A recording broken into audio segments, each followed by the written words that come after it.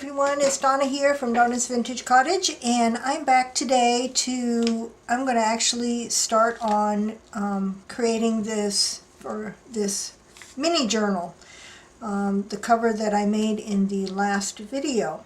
I have picked out a selection of different papers from my stash that I think I might use in here.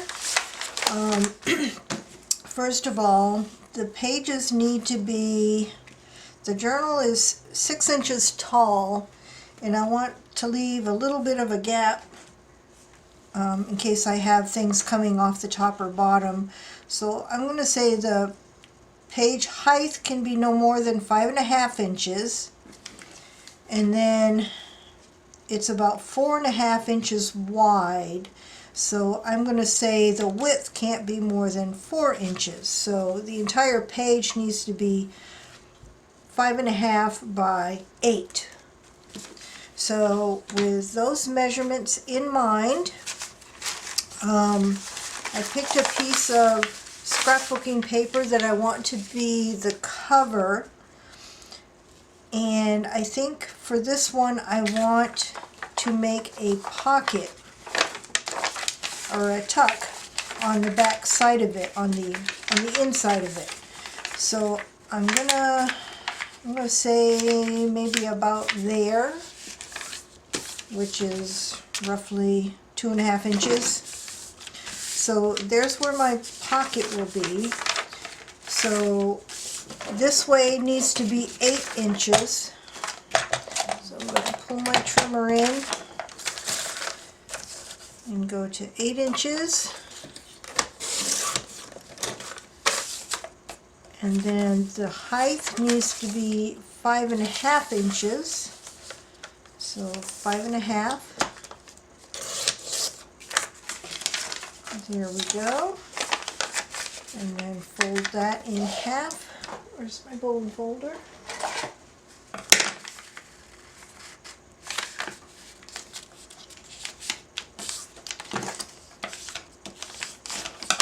So there's the outside page in the journal, and I will stitch down both sides to seal it. I may, before I do that, before I stitch anything, put a trim around here, sew a trim around here that's going to be kind of the decorative top of the pocket, and then sew the sides. So there's one piece. I have some piano roll paper, and I like to double this up so that it's more sturdy because of all the perforations in it. So I will, I'm going to cut it to size first, and then I will stitch all the way around. So 4 inches this way,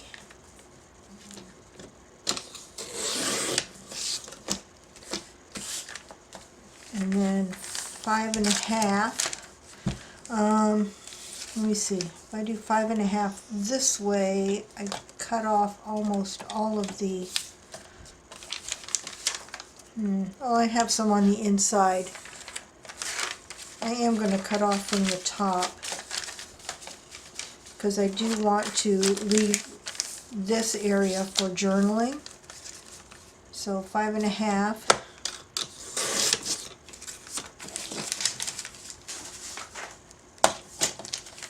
So there's my piano roll piece. I'm going to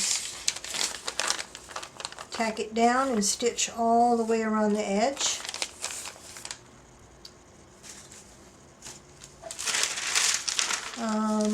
There's a piece that I want to have folding in. So 8. I'm going to leave this at the width that it is. This is just an 8.5 by 11 piece of paper, coffee stained paper. the height is going to be 5.5. Boy, this is going to be a tiny journal. And then I know 4. Actually, I'm going to put it a little bit less than 4, like 3 3/4, and make a score mark. Hopefully that'll go through both of them. And then I'm going to fold these in. So these will be flip outs that I can either attach something to or just leave them as they are. Okay, so now I have one pocket, and now I have one flip out. I don't know if I'm going to do more than that. I have this sheet. I did an experiment of printing on tracing paper, and I really like the way it turned out. The butterflies, some butterfly images that I have, that I got these from an antique book that had been scanned. Now I have to decide. Alright, if I do it this way, this is 9 inches across. I only need 8 inches across, and then 5.5, I think. Okay, I'm going to cut this apart where the two pieces come together. I'm going to do it this way so the butterflies are facing up and down. And I can see where the two images come together, so I'm just going to fold it right there.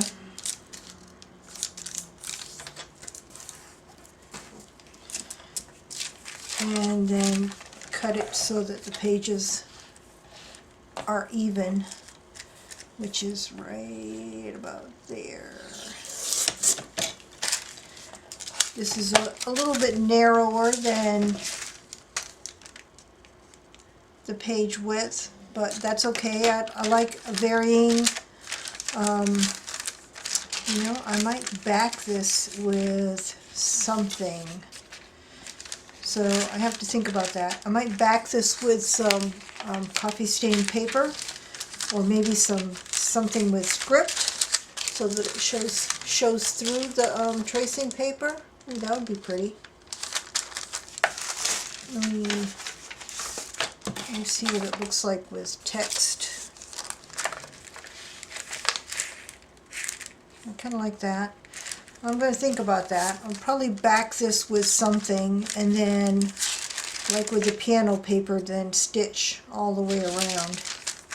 So that's another one.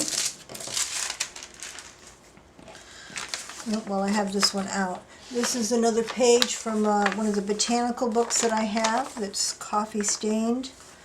I think what I'm going to do is, okay, this is already 8 inches wide, so I'm going to cut it so that the images are separated, but I'm keeping the name of it right there.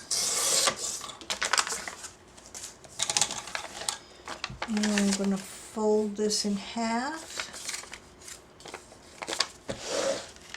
Yep. Whoops.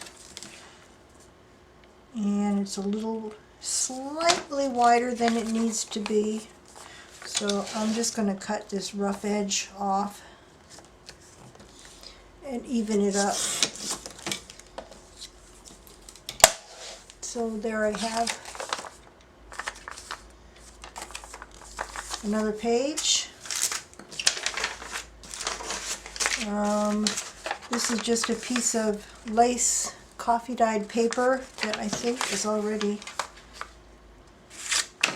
it just needs to be trimmed down a little bit. It's a little bit more than 8 inches.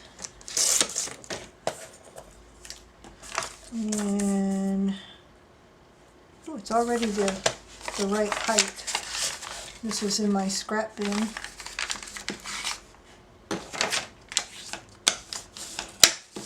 There's another page. This is a page from a 1920s reader. Has some really cool images on it. It is too wide, so I'm going to have to cut it down. I'll lose a little bit of the border, but that's okay.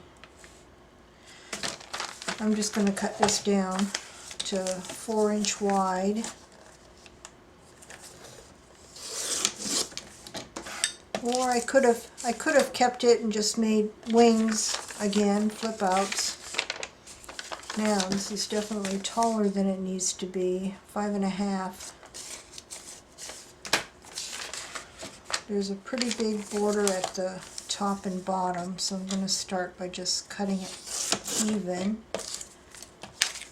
And then 5.5. I think that, well, that kept most of it. You can still see the images. Let's see. Here is a page from that Sears Roebuck reproduction catalog that I have coffee stained. This is just about 8 inches, so I'm going to trim off this rough edge to 8 inches.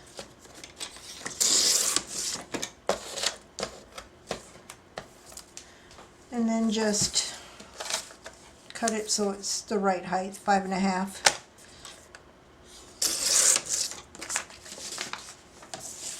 Okay, so there's another page there.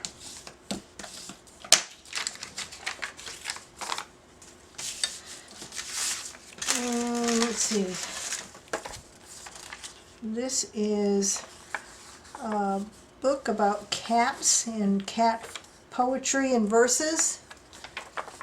And I love the image. This one might go on the inside signature, because there's another kind of poem or something, Cat on the Hearth. And I think this one is already the right size, 4 inches by, it's a little bit more than 5.5. I'm just going to trim a little bit off the top and bottom to make it fit. And that wasn't much. So there we have that. And of course a vintage journal wouldn't be complete without a dictionary page. These are already, this is, I think I'm going to do this single page sideways. I don't like everything to be always up and down. Some things can be, you know, this way as well. Oh, look at that. This page has the word journal on it. It's the journal is on the header and the last entry is journal. So that was meant to be. I'm just going to tear that out. Did I say this was, so I need, this is a little over 6.5, so I have to make it 5.5, which is just about where the text is. So I'm gonna cut this down to 5.5.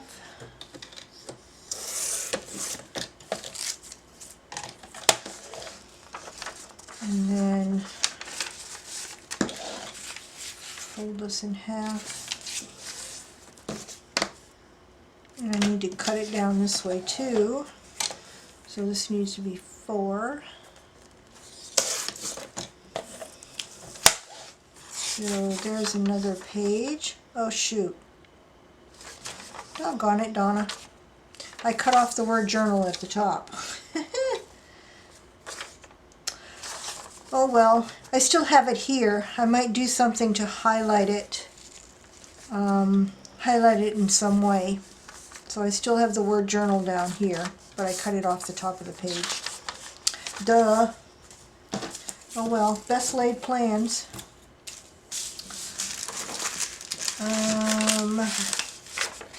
This is just another scrap of coffee stained paper. This is almost the right size. I just need to cut it down this way to 8.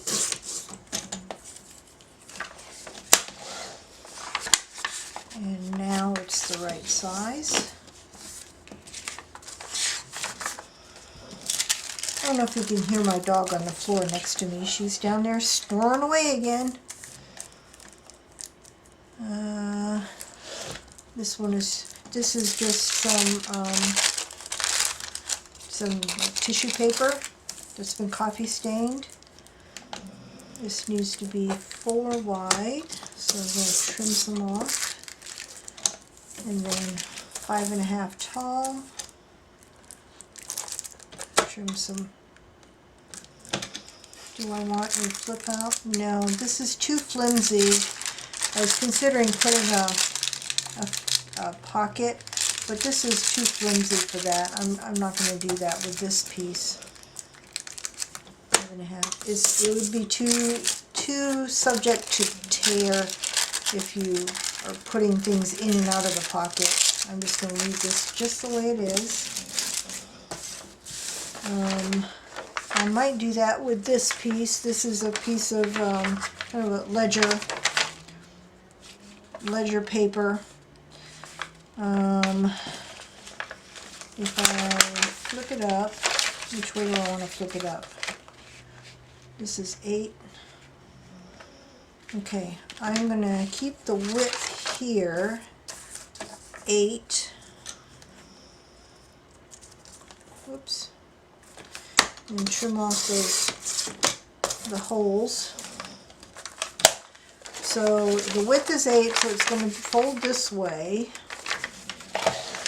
So I'm going to fold a pocket up here. Just fold it up a couple of inches. And then fold it in half.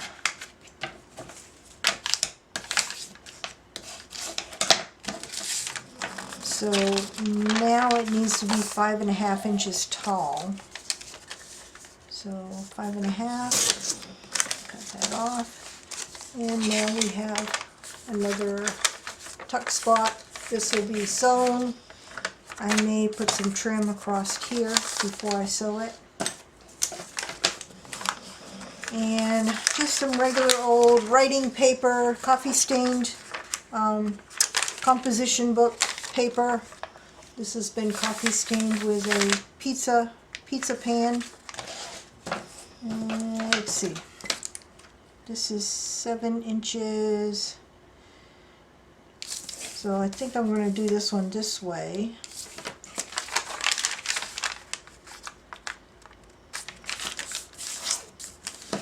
So I need to cut this down to 4. 4 inches on the width.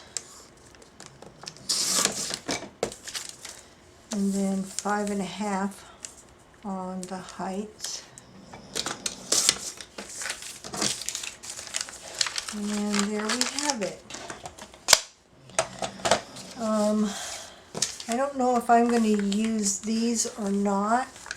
They're pages from a bird book that I have. I was thinking of one of two things, either joining them together with a piece of paper so that they flip this way, or keep them this way, fold them in half, and then stagger them on the page so that there's two different levels. You know, I think I'm going to do that. I think I'm going to do that. I'm just going to fold them in half. There'll be little half pages, but on top of each, well, let's see. This can't be more than, okay, it'll be too tall because this is 6.5 and I need it to be 5.5. So maybe I'll just stagger them in some way. Whichever way shows the birds the most. I'll have to play around with it. So 5.5 would be, so they would go in the book like this, two separate pieces that would open like that. So those might go in the book as well. So let's see what we have here. Let's see what I've got. Got my cover. I know I want this on the outside when you first open the journal, because I'll probably put a label up here. And I like to stagger the printed with the plain for journaling. So I've got printed. Then I would do and I might change the order of these before I sew it in. This is going to be a single signature little journal. So I've got printed, I've got plain, printed, plain, got the flips there. Printed, plain, printed, plain,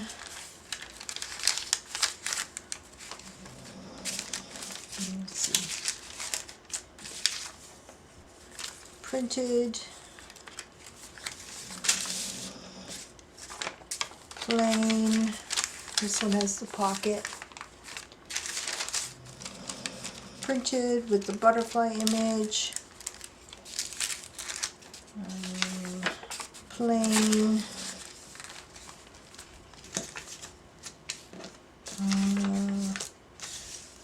Where did I put my kitties? I wanted to put them in the middle. Okay, I want that in the middle, so I'll replace that with the reader as a printed. Okay, now I've got plain. If I put my birds in here, then I've got printed and plain, the tracing paper, and then printed with my kitty image on the center. And I may need to trim some off of those inside ones because they are really, the inside ones really stick out, but I have quite a bit of border on here, so I can trim that quite a bit. So there's my single signature. I still need to do some sewing on it, on some of the pages. Here's the cover, and there it is. I'll wait to do the cover probably last, because once I get a feel for the inside, I'll have a better feel for what I want to do with the cover. And I haven't put a lining on the cover yet in case I want to sew something on, like sew a focal image on here. Then I could sew it first and then put on the fabric last, so that none of the stitching shows. If I'm going to put any buttons on, I'll do that first. before putting on the inside liner. So that's what I have so far. I'm going to try to finish this on camera in installments. So that's the assembling the signature. I already did the cover, so I will come back as I do more on this journal. So that's all for today. Bye for now. I lost my remote.